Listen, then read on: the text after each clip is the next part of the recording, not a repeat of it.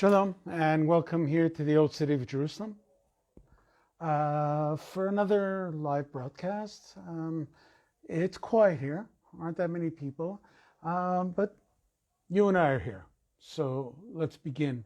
Today is the 4th day of March. It is the 20th day of Adar, the month of Adar.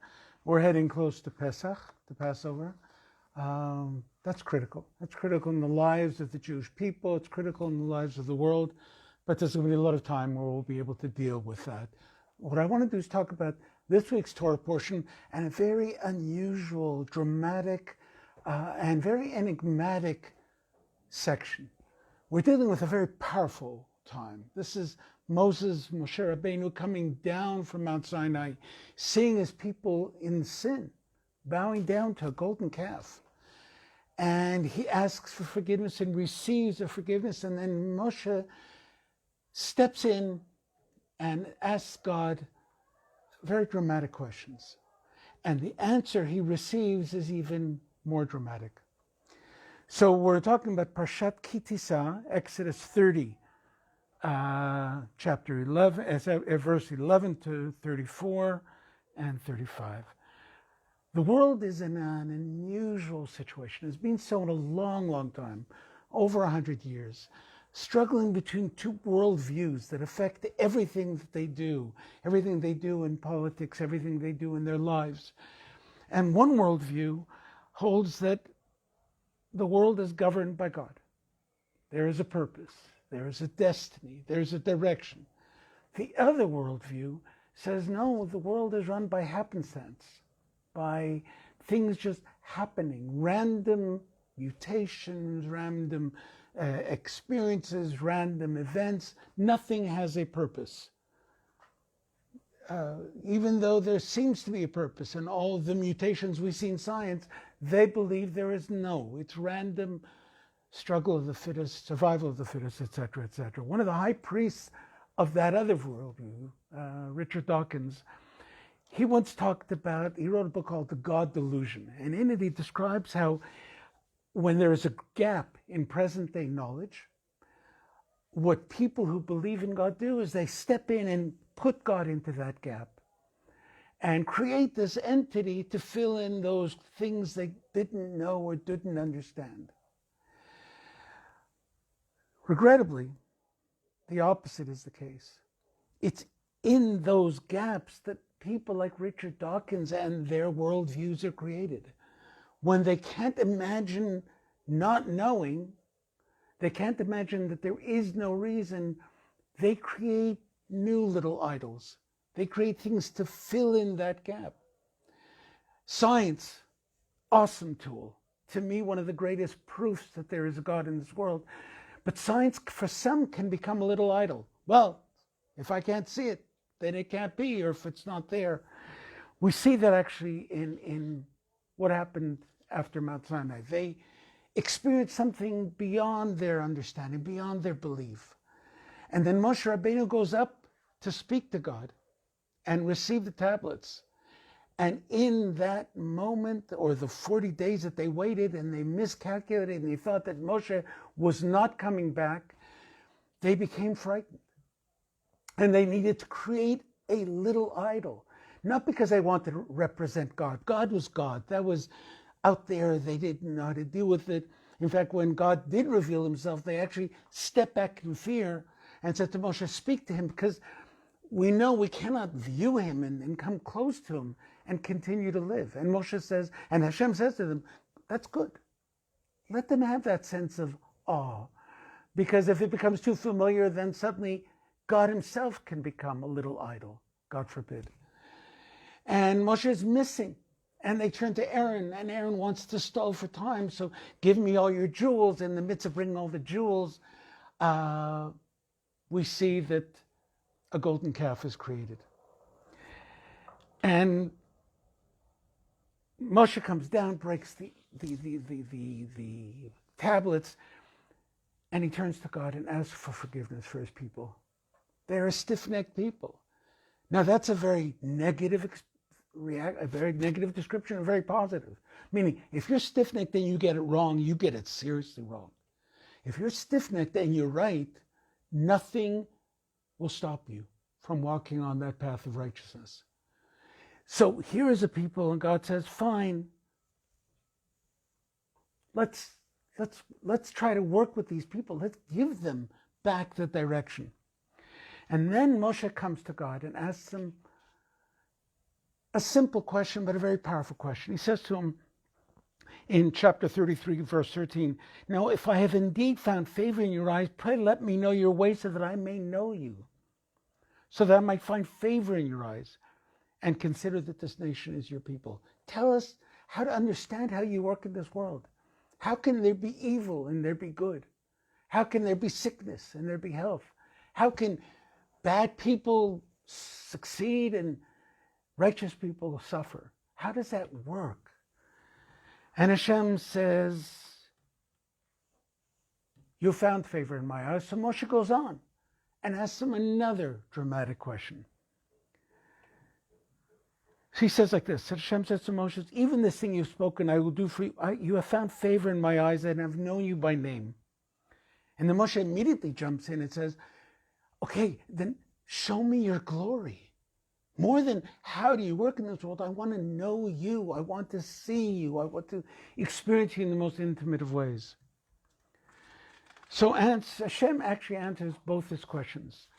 His first answer, God's first answer to Moshe, and he said, "I will make all my goodness pass before you, and you will proclaim the name of Hashem before you."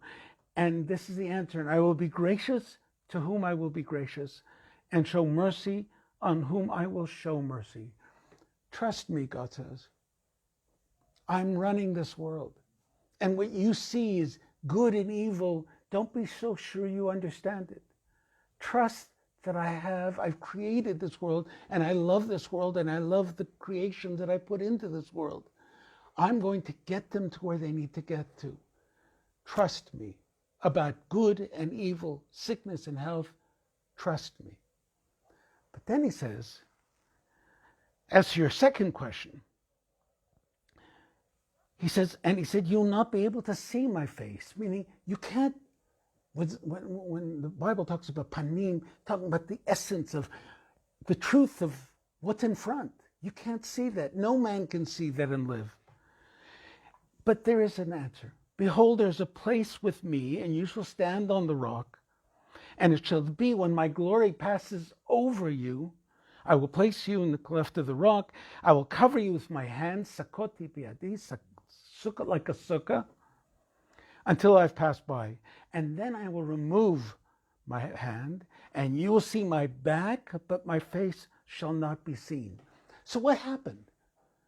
God didn't want him to see the front of his visage, but he allowed him to see the back? Obviously, that isn't true. God isn't something we can physically perceive because he's beyond that perception. He's saying to him something else. In order to understand glory, you have to understand that it's a manifestation of my presence in this world. You can't see me. You can't understand me in its direct view, but you can feel me. You can experience me after I've passed over you.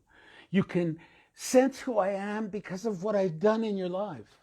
You can sense what I am when you look at the world, and you can sense who I am when you look into a microscope and see a cell forming in 2 cells and then 3 cells and becoming a human being.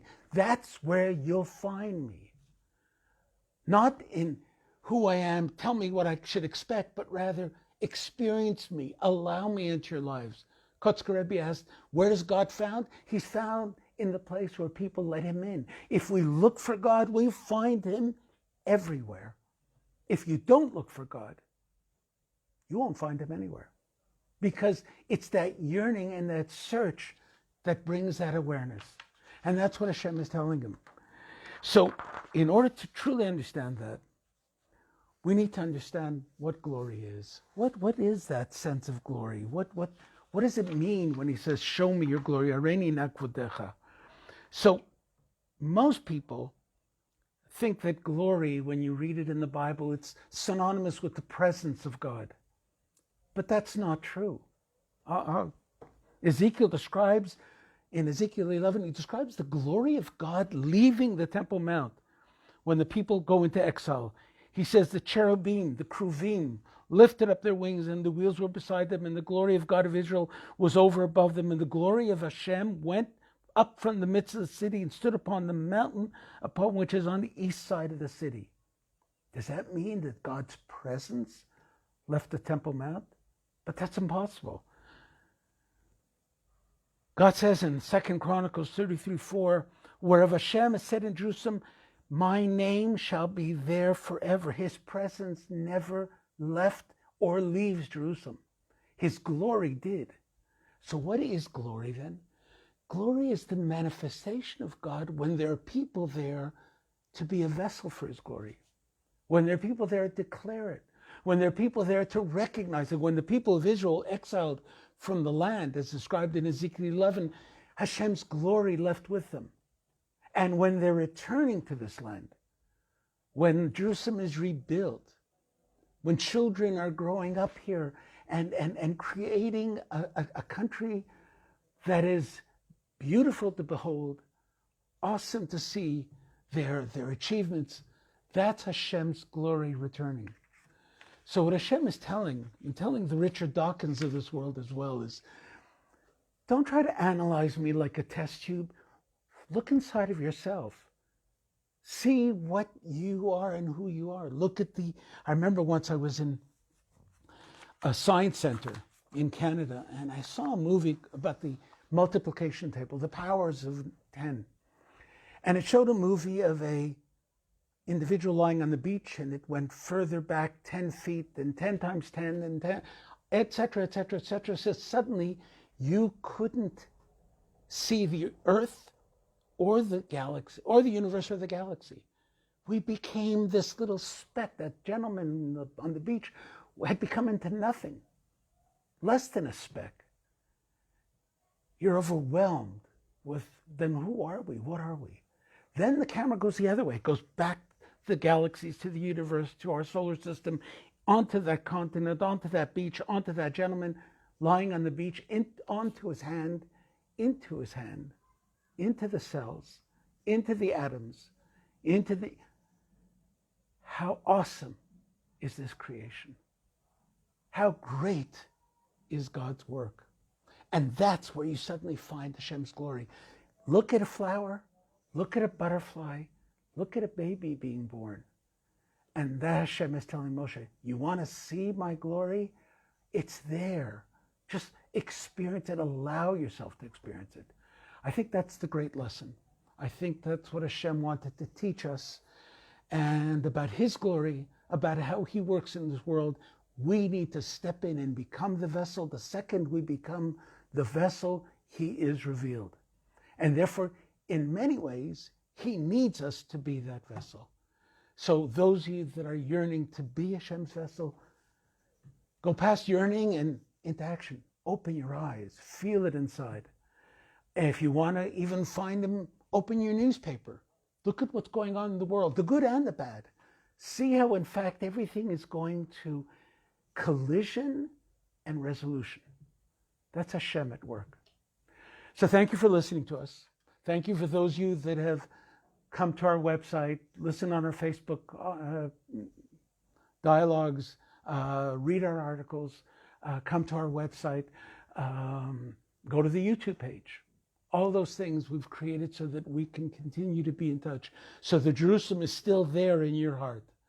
And thank you all those who purchasing, because those truly help us continue in this bit of a lonely time. And thank you for those of you that have just gone to that special order thing and just wanting to send us some funds. And as I've told the people who did that, we're not comfortable with that.